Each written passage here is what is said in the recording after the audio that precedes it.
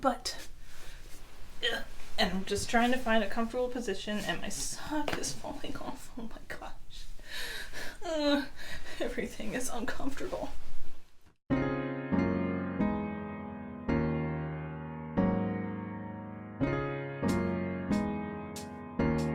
Hi everyone, and welcome back to my channel. So here I am yet again with another book review video for you. So this is a new series that I've been doing on my channel. It's very new. This is only the second episode. I talk about the books that I've been reading and you know, share my experiences with you. For those of you who don't know, I am I like to say I'm a librarian on paper. Vocationally, I am not a librarian. I am a library assistant, but I do have my master's degree in library science. So I have that $50,000 piece of paper that tells me I'm a librarian, so I'm going to call myself as such. Manifesting it a little bit, definitely manifesting. Anyway, let's get straight into the book reviews. Like I said, I have 7 to go through. In advance, if you see me looking down right here, my notes are right here. I'm trying to keep it organized as much as possible.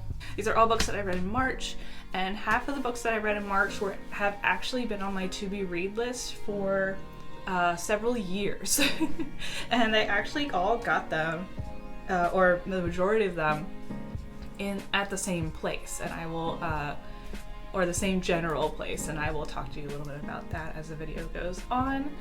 But let's get started. First book that I read in March was How to Set a Fire and Why by Jessie Ball. I bought this book along with many other books on this list on my honeymoon when I was in San Francisco back in 2016. And I finally just read this in 2022. I got this one at Alexander Book Co. in San Francisco. I think this was the first bookstore we actually visited while we were in San Francisco. I think we went here while we were waiting for our hotel to be set up for us, now that I think about it. It's a long time ago, 6 years ago. How to Set a Fire and Why is a pseudo-young adult fiction book from the perspective of Lucia. Lucia is a young anarchist who lives with her eccentric aunt, and she has just recently transferred schools after she was kicked out of her last school for defending herself. Lucia yearns for meaning in her very confusing life, and she finds a flyer for a arson club, and she makes it her life goal to join this club at whatever cost. The club serves as a distraction from her highly dysfunctional family life and as a means to express herself in any way that she can, but unfortunately that ends up leading to destruction. I know in my last video I said that I was over young adult fiction, and don't get me wrong, I still am.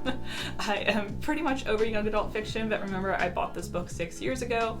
6 years ago I was 22, and this is definitely a book that teenage me / early 20s me would have gravitated to, because the main character in this book, Lucia, is very much a I'm not like other girls sort of girl, and regrettably so, I definitely was one of those. Not so much anymore. It's a cringy time period that I don't like to think about anymore. But yeah, she reminds me of a female Holden Caulfield, kind of in the sense that everyone is phony and she's the smartest person in the world, even including including adults. She's smarter than every adult. She's smarter than every one of her peers. The only person who might be smarter than her is her aunt. So it's very angsty book. However, despite me not really liking Lucia as a character, I really enjoyed Jessie Ball's writing, and Lucia's story is a tragic one. Her mother's in a mental hospital, her father passed away, her aunt is recovering from a stroke, she can't find her bearings at this new school since she transferred. There's all these rumors being spread about her. She feels like the whole world's against her, but in reality, everyone, especially the adults in her life, just want to see her succeed, but she just pushes them away because the only real people that she considers to be real are the people in the arson club who are arsenic. I really like how Jessie Ball wrote this because I think we've all felt that way as teenagers, that, you know, all adults are stupid and the only people who has our best interest in mind are maybe our friends or the people we look up to, whether or not they actually do have our best interests in mind. Like I said, I really enjoyed Jessie Ball's writing style. The novel itself is written not so much epistolary, but kind of in a in like diary entries, which is very, very interesting. I really enjoyed that style, and it just adds an extra level of chaos to an already chaotic story. I'm going to end this review with a quote from this book. I got home and I took my clothes off, got in bed, and lay there in the dark. It's pretty lonely being alone in a house, in one where you usually have company. I suppose it's a moronic sentence. It's lonely being alone, but I felt that way. I'm often alone, but I don't feel lonely. But going to sleep in that converted garage without my aunt there, it was terrible. I tried to pretend that she was slumped in the chair. I propped up a blue blanket so that it looked like it was covering something and it was actually making me feel better. Then I lay down again and thought about the fire. I thought about the immaculate blackness. It had been too much for my eyes, and my eyes had just given up. I know that it was just an abandoned building, but I felt like something had happened, a real thing for once. My aunt's stroke had felt pretty real too. I guess real things happen all at once, and then you go back to the false parade of garbage that characterizes modern life. Well, I don't want to go back there. Thinking something like that, I fell asleep. I give How to Set a Fire and Why 3.5 stars.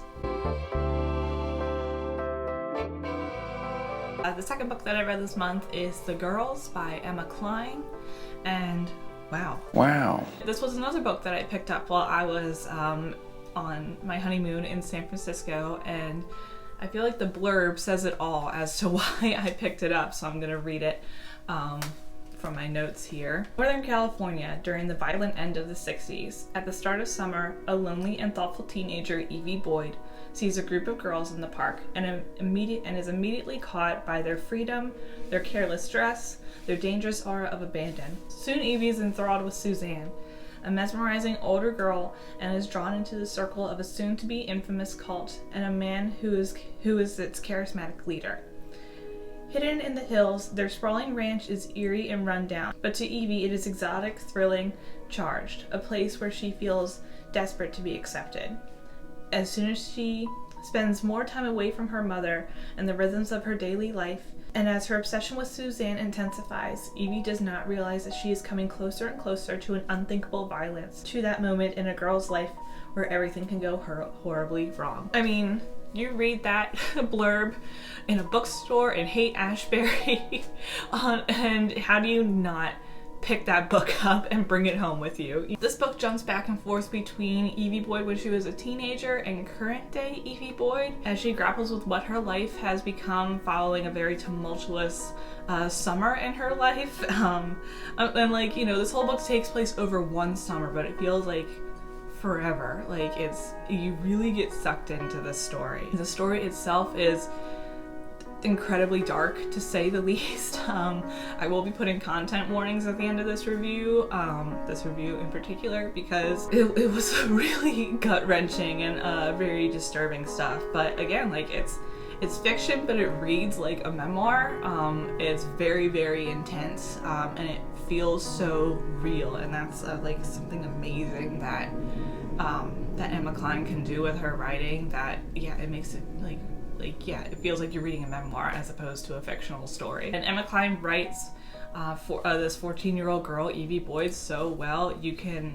We see what leads up to Evie being so drawn to this cult and her desire just to be, included and accepted into, a group of people that she finds, mesmerizing. And it's that transitional period in her life. She just finished middle school and she's going into high school and she's trying to find herself. And her high school is going to be a boarding school, so she's trying to, just trying to figure out who she is and what she is in the world. And then she sees these women in a park and she's immediately, engaged and just wants to be part of something. We see how intensely she wants to be involved in it, especially during a part like later on in the book where she tries to recruit someone into the cult. and the person that they're trying to recruit like immediately senses something fishy and is immediately concerned for Evie's well-being and wants to make sure Evie gets out of there. But, you know, obviously Evie has her rose-colored glasses on and only sees, you know, Suzanne, the woman that she's drawn to the most, and Russell, the cult leader, and how charismatic and, you know, intense they are, and how, again, she just wants to be part of this group. It's very, very, very, very sad. It's, yeah, it's really intense, and you really do feel for Evie just wanting to be included, again, especially after reading her backstory before she meets these people. Like, I can't really put into words, like, yes, it's a horrible, like, the whole situation is dark and scary and, you know, makes you upset, but the book was so good. The story was so fantastic. It kept me, I read this book in 2 settings. I read it in 2 days. Like, it was so good and I was drawn into it. Like, I couldn't put it down. It was so fascinating. Before I close out my review with a quote, I'm gonna give some content warnings here. I feel really compelled to share them with you because, I don't know, maybe because I feel guilty for enjoying this, you know, incredibly dark and horrible book so much. But, I mean, not in the sense that it was horribly written, like horrible, the content that's in it. Things that you should consider if you want to read this book. There is drug use, sometimes involving children, sexual abuse and assault, also sometimes involving children, strains parental relationships, child neglect, and murder. Like, that's pretty obvious in the blurb that something intense is about to happen. Definitely take those into account if you want to read this, but if those things don't really bother you, if you can separate yourself from it, then I say go ahead and read it, but I don't want to, you know, I don't want to make anyone uncomfortable with my review, but I just found it to be an incredible piece of art. So here is a closing quote. "She was lost in that deep and certain sense that there was nothing beyond her own experience, as if there was only one way things could go. The years leading you down the corridor into the room where your inevitable self waited, embryotic, waiting to be revealed. How sad it was to realize that sometimes you never got there, that sometimes you lived your whole life skirting across the surface of the years past, unblessed."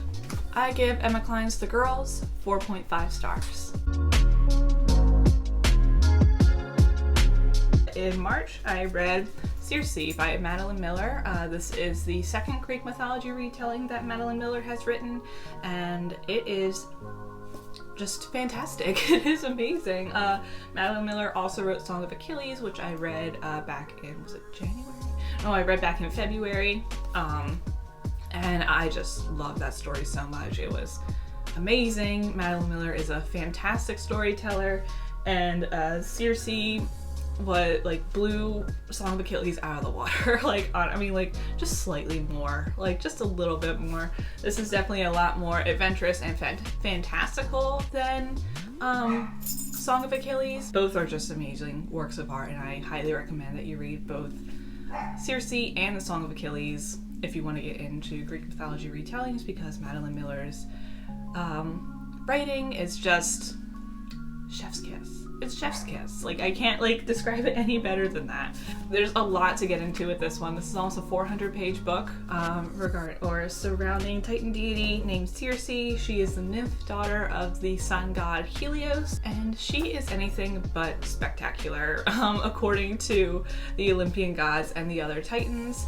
But soon Circe learns that she has the incredible gift of witchcraft, which she uses to turn mortals into gods or animals, depending on the situation, as well as her enemies into monsters. Because Circe is immortal, we see a lot of prominent Greek figures come in and out of her life. Some of these people include Prometheus, Hermes, Zeus, Daedalus, the Minotaur, Ariadne, Icarus, Medea, and Odysseus, just to name a few. Those just coming in and out of her life.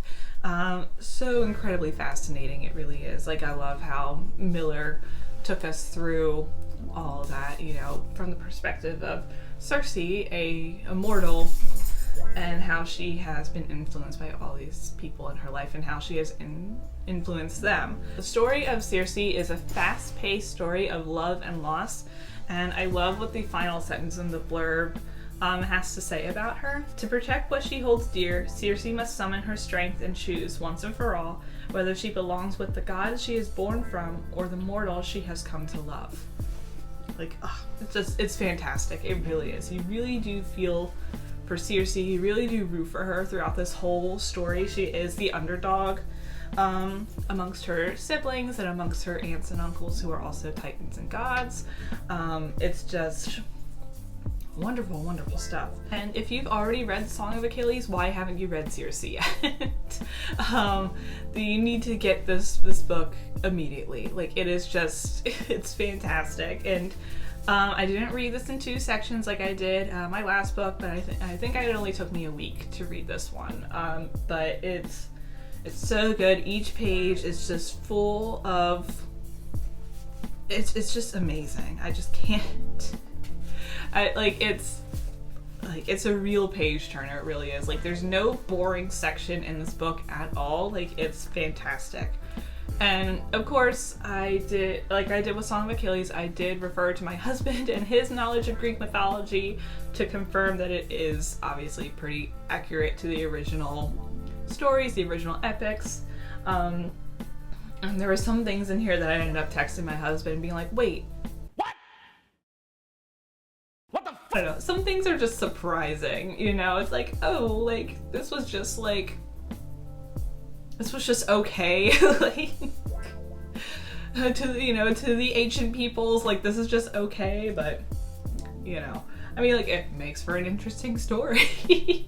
I know nothing about this. I have very, very, very slim understanding of Greek mythology, and I'm basically learning from these retellings. And needless to say, I am hooked on Greek mythology retellings, and I will definitely be reading more throughout the year. I've already read Ariadne as of recording this. I also have 1,000 Ships. I have a couple others on my Amazon wish list. If you know of any other good Greek mythology retellings, please let me know. I want to read at least one a month, and if I could read at least 12 this year, like, that would be wonderful. But yeah, let me know in the comments if you're also into this type of fiction, fantasy, whatever, and let me know some of your favorites. Yeah, because I'm just hooked on this. I'm just hooked on this stuff, and I didn't think that I would be, but I understand why people love it so much. So to close out this review, I will read this little blurb from the book where Circe is speaking about Odysseus. I imagined him out on the cliffs every day, praying for a ship. I imagined his weariness, his soft inward grief before he went to sleep each night, curling on his bed as he had once been cradled in his father's hands. I cupped my own hands in the dark. I did not have 1,000 wiles, and I was no fixed star. Yet for the first time I felt something in that space, a hope, a living breath that might yet grow between. I give Circe by Madeline Miller 4.5 stars. Alright, moving on from the intensity of the last 3 books, I decided to pick up something a little bit more lighthearted, something a little less emotionally draining, and that was Uncommon Type, Some Stories by Tom Hanks. America's sweetheart, Tom Hanks, wrote a collection of short stories in 2017, and don't you know, in 2017 I pre-ordered this book as soon as I could because 1, it was written by Tom Hanks, and 2, typewriters play a large role in each one of his stories. There are 17 stories in here. It's basically what you expect from a collection of short stories written by an actor. They're just, you know, cute little, again, like, very wholesome stories that are just like a warm blanket or a hot cup of tea on a rainy day. They're just so friendly and sweet, like a golden retriever. All the similes and metaphors you know, it's just a friendly little book. And it was just like so nice to sit there and read this one again after going through the intense, the other intense books that I had read before it.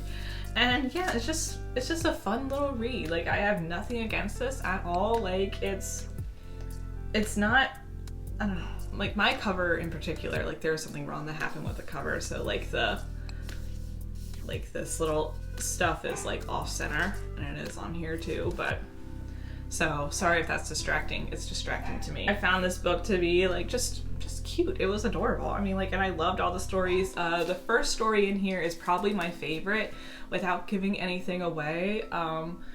It focuses around a group of friends, and two of the people in the friend group decide to date each other, a male and a female, just to, you know, give it a try, see how it goes. The female in the group is a go-getter and, you know, is always going a million miles a minute. She is running 10 miles a day. She is taking scuba lessons. She is preparing for an exhibition to Antarctica, and she's taking all of her friends along with her. And the boyfriend just wants to support her and do things with her and keep up with her, but he's exhausted. And he eventually ends up breaking up with her. And she just like moves on, like, okay, no big deal. But it was, it just made me think of my relationship with my husband. Like, I am very much a go-getter myself, and I always have to be doing things. I always have something on the calendar. I have these big ideas, and whether or not I accomplish them, you know, may or may not happen. And he just goes along for the ride, honestly. So it just made me kind of laugh that was the first story. What I find to be really interesting about this book is that, like I said, typewriters play a large role in each of the story. So each story has a different typewriter as a focus, and when you turn to the next story, there's a picture of the typewriter in question, which I find to be so cool. You know, like that's like I think that's such a cool, sweet little touch. For those of you who don't know, Tom Hanks is a collector of typewriters, and he's just like absolutely fascinated by them, and I guess that's like why, like one of the reasons why I enjoy his stuff so much is like that's something that him and I, you know, like that's something common between the two of us. As I'm like reading these books, I always pull up the Goodreads just to see what other people think about it. And I did find a couple people who criticized this book, saying that Hanks writes too much about the good old times, meaning like he writes a lot like from the perspective or from the time period of the mid 20th century, you know, the 40s, 50s, 60s. And people are saying that that's problematic. But what else do you expect from an incredibly white man who writes books, who's writing a book about typewriters? I don't know. I personally didn't find it problematic, but I am also a cis white female. So, I mean, like, if you read the book, and again, like, it's nothing, like, none of the stories are particularly, like, incredible. Like, they're very, like I said, like, they're just friendly. Like, they're nothing worth, you know, doing intense literary criticism on. Like, it's just, or literary analysis on. They're just, like, fun little cute stories. And if you read the book, like, the characters are very diverse, not just in sex and race, but also in sexuality as well. And I don't know, maybe that could be problematic as, you know, again, a white straight male writing about about an eccentric gay man in New York. Maybe that might be a little bit problematic, but I don't think he had any bad intentions, but again, that's just me speaking as a white cis female and someone who happened to enjoy the book. But I guess make that assumption yourself. Like I said, I don't think he meant any ill will towards anybody. But yeah, so that's what I have to say about that, but I will close out with this quote from Uncommon Type from one of the stories. Paul Lagares kept his backyard neat and organized, with a vegetable garden with a drip irrigation and bean poles. An antique plow, rusted and in need of a horse, sat in the center of a patch of grass, beside an array of solar panels. Towards the back of the yard, distant from the patio, was a massive brick barbecue and one of those freestanding mail order catalog hammocks. Clock, clock, clock, clock, clock. Paul himself was sitting at a picnic table or on a redwood deck under a sloping canopy, already dressed in his uniform of baggy shorts, polo shirt, and those flip-flops. His two cool sunglasses were set on top of his head, and he was bent in concentration over a hunk of machinery that looked like it had been made from the 1800s. Clock, clock, clock, clock, clock. The machine was a typewriter, though it looked like no typewriter Betty had ever seen. The thing was ancient, something out of the Victorian era. A mechanical printing apparatus with hammers arching onto paper rolled into a carriage. Paul hit the key 5 times. Clock, clock, clock, clock, clock. Added a touch of oil to the inner levers of the typewriter and repeated. Clock, clock, clock, clock, clock. This was how Paul Agaris would ruin a peaceful morning on Green Street, servicing a writing gimmick straight out of Jules Verne. Clock, clock, clock, clock, clock. Yowza, Betty mumbled. She went back inside for another jolt of caffeine and stayed there, reading her iPad in the relative quiet of her kitchen table, still hearing the muffled clocking of her neighbor's ironclad word processor. I would get Uncommon Type by Tom Hanks, 4 stars. I think this was the last book that I bought on my honeymoon. I believe I only bought 3 actual novels. As if you couldn't tell already, the girl who knits, collects records, collects typewriters, also really loves classic rock music. It's a bit of an old soul, if you will.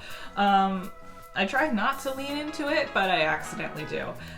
So of course I picked up Never a Dull Moment, 1971, the year rock exploded, and you get pretty much what you would expect in a book like this.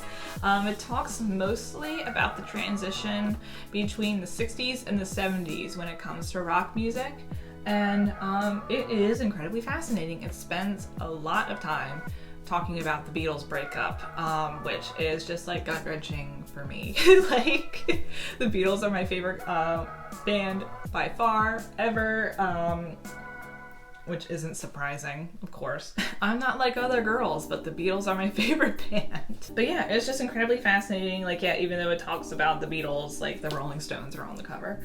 But anyway, yeah, it was just an incredibly fascinating book. We talked mostly about, these great artists from the 60s, like the Beatles, the Rolling Stones, The Who, Bob Dylan, Carole King, all these Carole King, not Carole King. Oh my gosh. Wrong Carol. But, and how they transitioned from, the specific era of the 60s and now moving into a new era of the 70s and what that looks like for them as artists and how they have to change with the times. And not only talking about them, but also talking about these new up-and-coming artists like Bruce Springsteen, Led Zeppelin, Pink Floyd, David Bowie, all these they're now, these new artists are trying to find themselves in this new era and how to make their sound different compared to everyone else in order to, stand out from the other. I really liked how this author, David Hemsworth, wrote about everyone's stories and showed how close-knit the music community was. Everyone knew each other, everyone was helping out everyone. It was just a really close-knit community of artists, and it was just so cool to see how everyone's lives interacted. I kind of knew some of the stuff, having been someone who loves classic rock trivia, especially Beatles trivia, and everything relating to the Beatles, both while they were in the Beatles and their solo careers. Yeah, it was just incredibly fascinating. I'm also someone who loves documentaries, and there is a documentary on Apple TV called 1971. I did watch 2 episodes while on a plane because I only had 2 episodes. And it's pretty much the same thing as this. I'm not sure if there's any connection. I didn't do much research into that, unfortunately. But yeah, it's just such a fascinating read, and it really And again, like this year in particular, like this book goes by month, showing like, you know, like in January, you know, like in January it'll tell you like the popular songs of that month, which were Slade's Get Down and Get With It, Van Morrison's Domino, Yes It's America, Elton John's Your Song, John Lennon's Working Class Hero, David Edmonds' I Hear You Knocking, Status Quo's In My Chair, Badfinger's No Matter What, and T-Rex's Ride a White Swan. Like, it's cool, you know, like, and just seeing, you know, how the music progressed throughout the year, and how, you know, seeing everyone work on their, you know, important, like on, you know, like just hearing about people like, again, like Carole King, creating Tapestry, one of like the most influential albums of all time. And like, I don't know, it was just so fascinating, just to see it, you know, come together. Or talking about George Harrison's a concert for Bangladesh, and how it was something that he didn't really want to do, and how he had to like rope all of his friends to do it, and it was put together super last minute, and like he wanted his fellow Beatles to kind of join, but Paul and John like couldn't be together in a room, and then like Paul and George were like at contention with each other, so the only person who came was Ringo, because God bless Ringo Starr, honestly. But yeah, it was just like so awesome to see like that, like how this year, just 1 year, like, and just to see like how 1 year like influenced the future of music. And it's fantastic. If you're someone who is really interested in music history, definitely give this one a read. It's super short. Again, I read it in like 2 sessions, like super quick read. Like it doesn't take up a whole lot of time at all. This is one of the closing thoughts in this book. The sound of 1971 is the sound that many acts are still trying to make today. You can hear Rod Stewart in Mumford & Sons, Sly and the Family Stone all over hip-hop, and the spirit of Joni Mitchell's Blue in Laura Marling and 1,000 other acoustic blue stockings. Pink Floyd in the tunes to which office workers chill out to in ISBA, and Led Zeppelin in numberless generations of young men who take up electric guitar and slay dragons to attract girls. The sound of 1971 is all over us today, in ads for sports shoes, and soundtracks for movies, and at moments when TV producers and similar mood mongers feel the need to reach out for something reliably hip and so soulful. When musical directors are looking for a note on which to close out the 2012 Olympic Games, they reach not for Muse or Coldplay, but the Who's Baba O'Reilly. They knew that no contemporary sound would hit that spot like this 1971 album track hit. It crackles in a way that records simply could not crackle anymore, for the simple reason that they're made in a different way. I give Never a Dull Moment 3.75 stars. Alright, the next book I picked up was kind of an impulse buy when I was in Princeton, New Jersey for the weekend. I visited this, I was in this highly academic setting, and when I visited Labyrinth Books there in Princeton, which was just an amazing bookstore, I loved it, I felt an immediate draw to something academic, or somewhat academic, something a little bit more highbrow. So I picked Joan Didion's Play It As It Lays.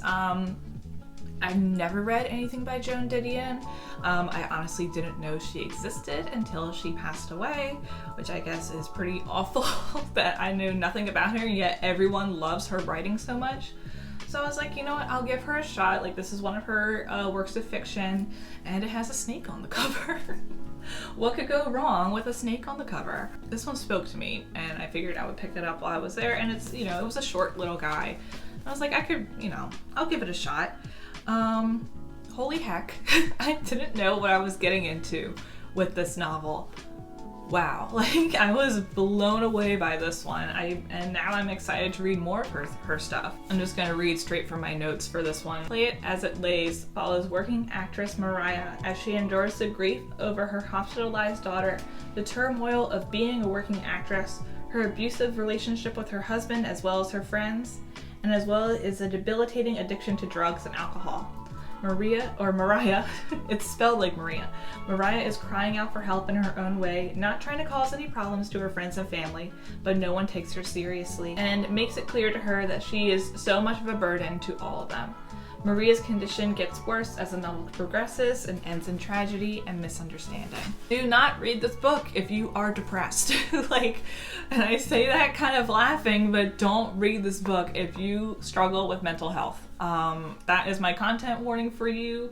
There is a lot of codependency on drugs and other people's and the need for other people to like you. There are suicide attempts. It is intense. It is it is very, very heartbreaking to read Mariah's story from her perspective. And it's not just, all in her head, like these people actually can't stand her. And it is so upsetting when all she needs is help. But they just say she's, exaggerating, that it's all in her head, blah, blah, blah, that she's sad because her daughter's in the hospital and she needs to get over it. Very much a, mindset of the 1960s. Here we are again. Theme of this month, the 1960s. I saw a five-star review on this book on Goodreads that read, "I did not enjoy a single moment of this book, but I like it." And I feel like same. That's my same sentiment for this one, I think. I didn't enjoy a moment of it, but it was fantastic. The writing is incredibly captivating.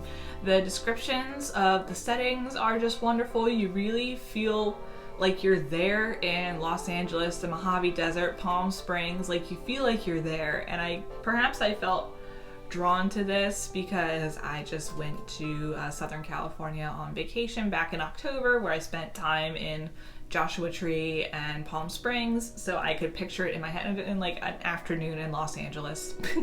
But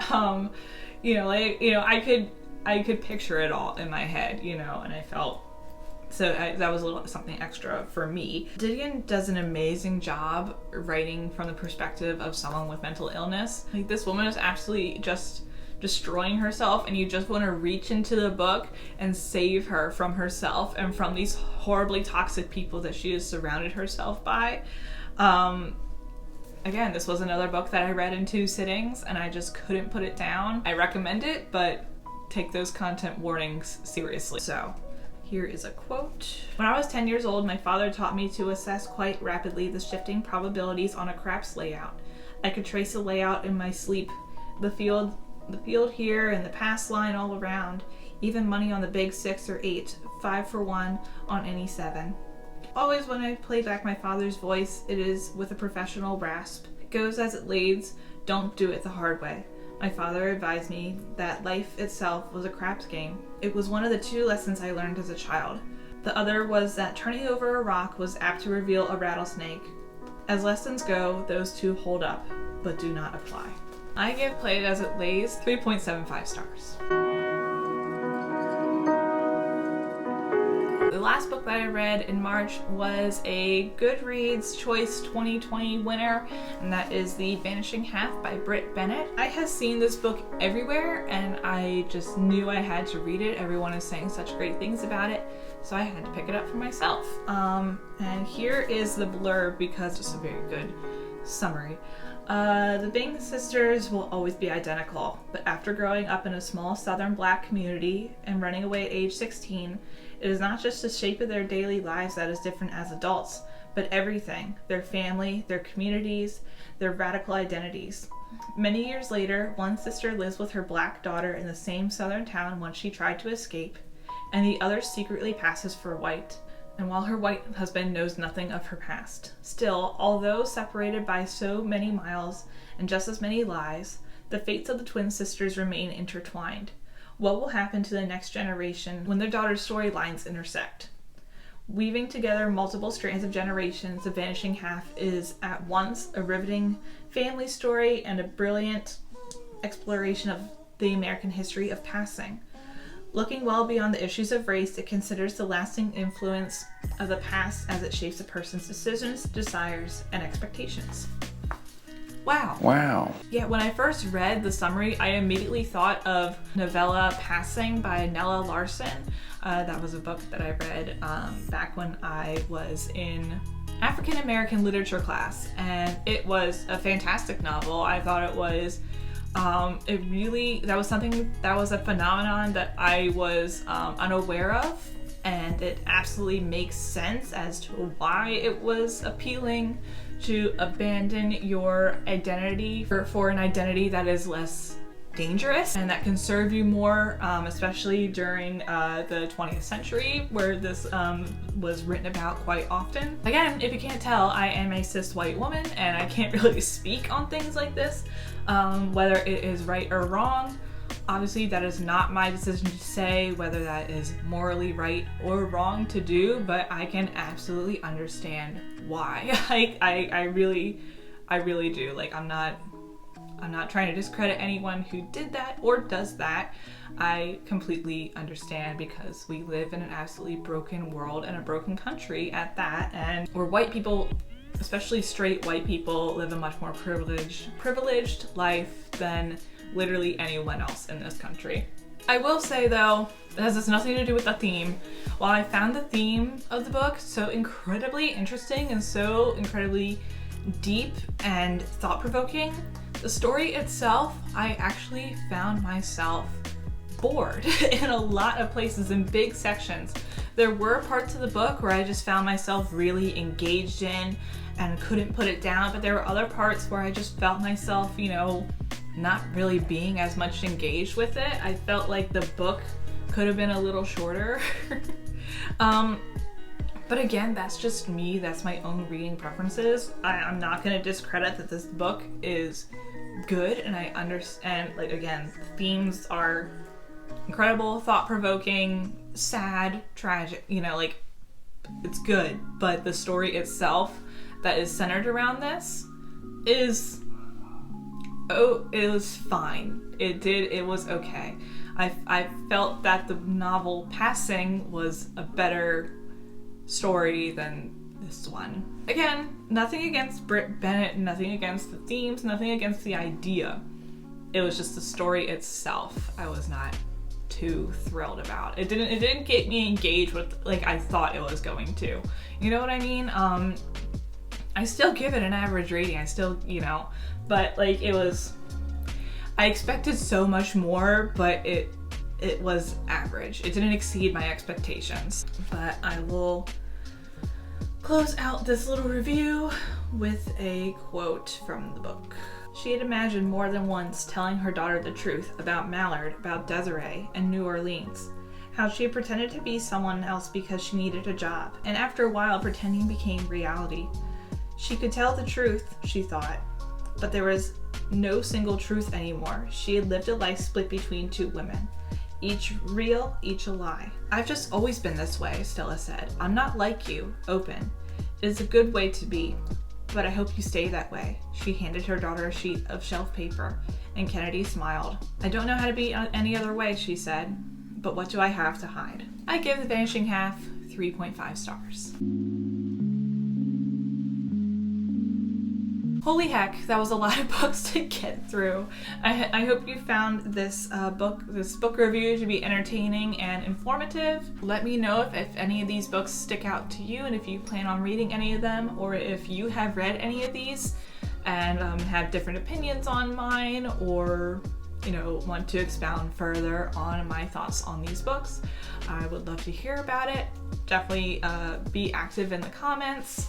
Like I said, I would love to hear what you have to say about all this. So anyway, I'm just gonna leave this here. Thank you so much for tuning in and listening to me talk about the books that I've read. Like I said, I hope you enjoy these videos. But until then, stay safe, everyone. Keep reading, and I will see you all later.